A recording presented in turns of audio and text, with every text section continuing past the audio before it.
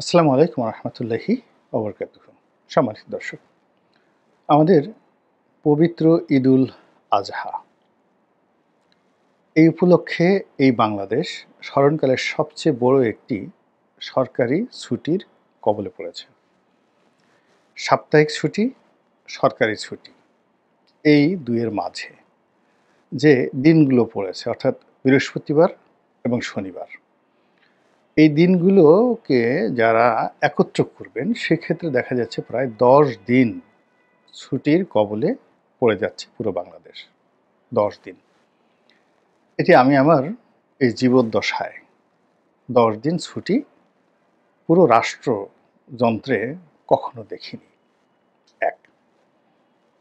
২ নম্বর হলো যে এই যে ১০ দিন ছুটি, এই ছুটিকে কেন্দ্র করে আমাদের মধ্যে যে তীব্র হতাশা, অস্বস্তি, নিরাপত্তাহীনতা, এগুলোর যে আতঙ্ক, তার সঙ্গে সঙ্গে এই ছুটি পূর্ববর্তী সময়ে যে অস্থিরতা সারা বাংলাদেশে চলছে, সেই অস্থিরতার কারণে ঘর বন্ধ করে, দরজা জানালা বন্ধ করে ঘরে থাকা অথবা কোথাও যাওয়া, প্রিয়জনের সাথে সময় কাটানো, এই জিনিসগুলো স্বস্তিকর হবে না, বেদনাদায়ক হবে। আজকের এই ভিডিওটি যখন করছি তখন সচিবালয়ে অচল অবস্থা, শাহবাগ পুরো বন্ধ। এর কারণ হলো জামাত নেতা আজহার সাহেব ক্ষমতা লাভ করেছেন, অর্থাৎ দায়িত্ব পেয়েছেন, জেলখানা থেকে মুক্তি পেয়েছেন এবং যে শাহবাগ থেকে জামাতের বিচারের দাবি উঠেছিল, কাদের মোল্লার ফাঁসির দাবি হয়েছিল, সেই শাহবাগে তাকে ঘটা করে গণসংবর্ধনা দিয়েছে জামাত।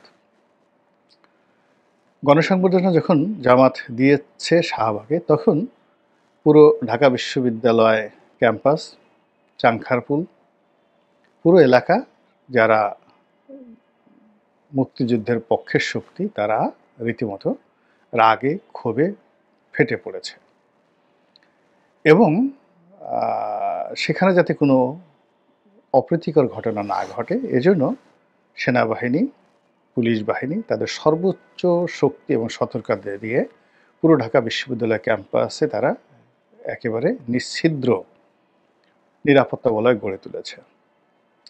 ফলে সকাল ৯টা থেকে ১১টা-১২টা পর্যন্ত যারা ধানমন্ডি মিরপুর রোড হয়ে মতিঝিল এই এলাকাতে আসার চেষ্টা করেছেন, তারা বুঝতে পেরেছেন কত ধানে কত চাল। এই গেল ১।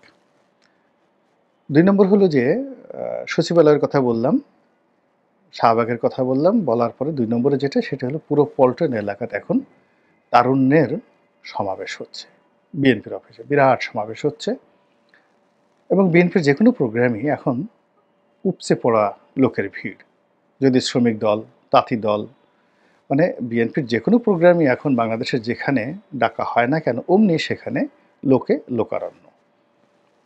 এখন বিএনপির এই তারুণ্যের যে সমাবেশ কেন হচ্ছে, কী কারণে হচ্ছে জানি না, তবে কয়েকটি বক্তব্য দেখলাম তারুণ্যের সে সমাবেশে। সেখানে বক্তারা তরুণদেরকে উদ্বুদ্ধ করার চেষ্টা করছেন যে হাওয়া ভবন আসলে কী ছিল। এটা একটা ভালো ভবন ছিল এবং সেই ভবনে খুব ভালো ভালো কাজ হতো। তরুণদের উন্নয়নের জন্য, তরুণদের মেধা বিকাশের জন্য হাওয়া ভবনে যে মাস্টার প্ল্যান হতো, সেই মাস্টার প্ল্যানটি তরুণদেরকে আবার নতুন করে বোঝানো হচ্ছে। এর কারণ হলো অতীতে বিএনপির যারা শত্রু তারা হাওয়া ভবনকে একটা ভিলেন হিসেবে উপস্থাপন করেছে, কিন্তু ওখানে আসলে কোনো ভিলেনের মতো কাজ হয়নি। ওখানে তরুণদেরকে নিয়ে, দেশকে নিয়ে, জাতিকে নিয়ে রীতিমতো একটা গবেষণাগার তৈরি করা হয়েছিল হাওয়া ভবনের মধ্যে, সেখানে গবেষণা হতো। তো এই জিনিসগুলো আমি দেখলাম যে অনেক বক্তা তাদের বক্তব্য দিচ্ছেন এবং সেটা তরুণরা কিভাবে গ্রহণ করছেন বা করবেন এটি সময় হলে দেখা দেবে, কিন্তু তারুণ্যের একটা জোয়ার চলছে এবং এখানে নানা রকম শ্রেণী এবং পেশার মানুষদেরকে বক্তা হিসেবে আহ্বান করা হচ্ছে, তারা বক্তব্য দিয়ে যাচ্ছেন। জনপ্রিয় অনেক বক্তা রয়েছেন, তরুণ বক্তা রয়েছেন, বয়স্ক বক্তা রয়েছেন, আকর্ষণীয় বক্তা রয়েছেন, মিলিটারি বক্তা রয়েছেন, তারপরে সিভিল সার্ভিসের বক্তা রয়েছেন, এবং সেই বক্তা এতদিন অডিটোরিয়ামের মধ্যে যে বক্তব্য দিয়েছেন আজকে সেটা রাজপথে হতে যাচ্ছে। এবং ফলে কি হলো, পুরো পল্টন থেকে শুরু করে নটরডেম কলেজ, মতিঝিল পর্যন্ত লোকে লোকারণ্য থাকবে। এবং এই কারণে মৎস্য ভবন থেকে শুরু করে প্রধান বিচারপতির বাসভবন, পুরো এলাকা গাড়ি ঘোড়া চলাচল বন্ধ থাকবে। এর মধ্যে ডক্টর মোহাম্মদ ইউনূস জাপান চলে গেছেন বিনিয়োগ আনার জন্য। বাংলাদেশের জন্য তিনি বিনিয়োগ নিয়ে আসবেন। তো এই যে বিনিয়োগ নিয়ে আসবেন, উনি 4 দিন পরে আসবেন। তো 4 দিন পরে আসবেন, এবং এবছর যে ছুটি, কোরবানির যে ছুটি, কোরবানি বাংলাদেশে সম্ভবত 7 তারিখে হবে, যেহেতু সৌদি আরবে 6 তারিখ হচ্ছে, বাংলাদেশে 7 তারিখে হবে। তো 7 তারিখে যদি হয় তাহলে বুধবারের মধ্যেই বন্ধ হয়ে যাবে, বৃহস্পতিবারের মধ্যে বন্ধ হয়ে যাবে। তো আমাদের হাতে আসলে সময় নাই বললেই চলে। এর মধ্যে টাকা তুলতে হবে, গরু কিনতে হবে, ছাগল কিনতে হবে, গরু বিক্রি করতে হবে, ছাগল বিক্রি করতে হবে। পুরো একটা ইকোনমি কুরবানি কেন্দ্রিক হয়ে গেছে, এবং সেই ইকোনমিতে এবছর যে আমাদের প্রায় 1 কোটি কুরবানির পশু রেডি আছে। এখন কেনার জন্য আমার কাছে মনে হচ্ছে না যে 30 থেকে 35 লাখ এর বেশি বিক্রি হবে। বাকিগুলোকে সারা বছর ধরে কসাইখানায় বিক্রি করতে হবে। একটা গরু যেভাবে লালন পালন করা হয় কৃষকের, সেখানে যেভাবে বিক্রি করা হচ্ছে, আপনি সহজেই বুঝতে পারবেন যে বাজারে যে গরুর মাংস তার চেয়ে কম দামে এখানে বিক্রি করা হচ্ছে। এখন 400 টাকা মানে লাইভ ওয়েট দিয়ে গরু বিক্রি করার প্রস্তাব দিয়েও কাস্টমার পাওয়া যাচ্ছে না। যেগুলো খুব ভালো গরু, ভালো প্রতিষ্ঠান, সেখানে তারা 450-500 টাকা দাম হাঁকছেন। আর মাঝারি গরু এবং যেগুলো 1.5 লাখ 2 লাখ টাকা দাম, বা 6 মণ 7 মণ 8 মণ, এই গরুগুলো 400 টাকা করে লাইভ ওয়েটে বিক্রি করার জন্য প্রস্তাব হচ্ছে। আর যেগুলো একটু দেশাল ছোট গরু, এগুলো অনেক কম দামে 350 টাকা লাইভ ওয়েট দিয়ে বিক্রি করা হচ্ছে, বা তার চেয়ে কম দামে বিক্রি করা হচ্ছে। ফলে কি হচ্ছে, যারা গরুর ব্যাপারী, প্রান্তিক খামারি, তাদের মধ্যে রীতিমতো কান্নার রোল পড়ে গেছে।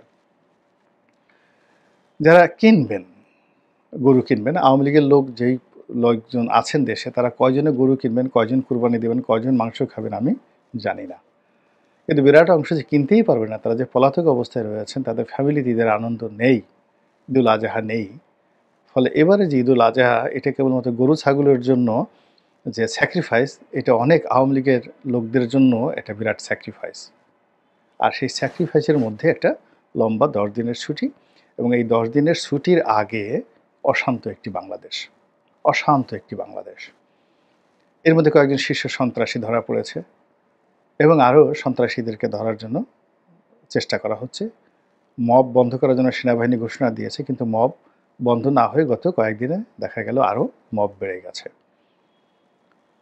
এই যে একটা অবস্থা, এই অবস্থাতে এই যে দীর্ঘকালীন যে একটা সরকারি ছুটি, সেই সরকারি ছুটির মধ্যে আমরা দায়িত্ববান হিসেবে যাদেরকে দেখতে পাই, সেনাবাহিনী, পুলিশ বাহিনী, এবং জরুরি কতগুলো সেবা পরিষেবা, যেমন সিটি কর্পোরেশন, তারপর যাকে বলা হয় বিদ্যুৎ বিভাগ, হাসপাতাল, ডাক্তার, মানে এই জায়গাগুলোতে লাশ পরিবহন করার যে আঞ্জুমানে মফিদুল ইসলামের অফিস সমূহ, অ্যাম্বুলেন্স সার্ভিস, মানে কি হবে এই 10 দিন বসে? পুরো ঢাকা শহরের সব জায়গায় যেমন একটা খাবলা খাবলা খাবলা খাবলা হয়ে গেছে। বিকেল 5টার মধ্যে 4টার মধ্যে পুরো রাস্তার বেশিরভাগ এলাকা ফাঁকা। যেখানে গন্ডগোল হচ্ছে, যেখানে সভা সমিতি সেমিনার হচ্ছে, সেখানে দেখা যাচ্ছে যে প্রচণ্ড রকম ভিড়, অন্য এলাকাতে কোনো গাড়ি ঘোড়া নেই। সন্ধ্যার পরে পুরো শহরের বিরাট এলাকা ছিনতাইকারীদের অভয়ারণ্যে পরিণত হয়। রিক্সাতে যারা যান, হেঁটে যারা যান, বাস গাড়িতে যান, সবার বুক দুরু দুরু করে। এই সমাজে নির্ভয় চলার মতো মানুষ এখন আর নেই। তো সেখানে এই সময়টিতে যে আশঙ্কা তৈরি হয়েছে, রাজনৈতিক ক্ষেত্রে, অর্থনীতির ক্ষেত্রে, সামাজিক অস্থিরতা, আইনশৃঙ্খলার অবনতি, চুরি ডাকাতির আহাজানি বৃদ্ধি, আর এই সকল অস্থিরতা, অশান্তি এবং অনিশ্চয়তার মধ্যেই 10টি দিন রাষ্ট্রের কর্মকাণ্ড বন্ধ থাকবে অফিসিয়ালি। আল্লাহ আমাদের এই সময়টিকে নিরাপদ রাখুন। অতীতের আমাদের যত গুনাহ রয়েছে আল্লাহ মাফ করুন এবং আগামী দিনে যেন আমরা আল্লাহর রহমত এবং বরকতের ছায়ায় থাকতে পারি। আল্লাহর ক্রোধ থেকে আল্লাহর কাছে পানাহ চাই, সাহায্য চাই, আশ্রয় চাই। ফিতনা এবং ফ্যাসাদ থেকে আশ্রয় চাই। এবং এই সমাজটিকে একটি শান্তিপূর্ণ সমাজ হিসেবে আল্লাহর দরবারে মঞ্জুর করার জন্য মহান আল্লাহর দরবারে নিবেদন পেশ করি। এছাড়া কিছু বলার নেই। আপনাদের সবার জন্য আমার দোয়া। আপনারা আমার জন্য, আমার পরিবারের জন্য দোয়া করবেন। আসসালামু আলাইকুম ওয়া রাহমাতুল্লাহি ওয়া বারাকাতুহু।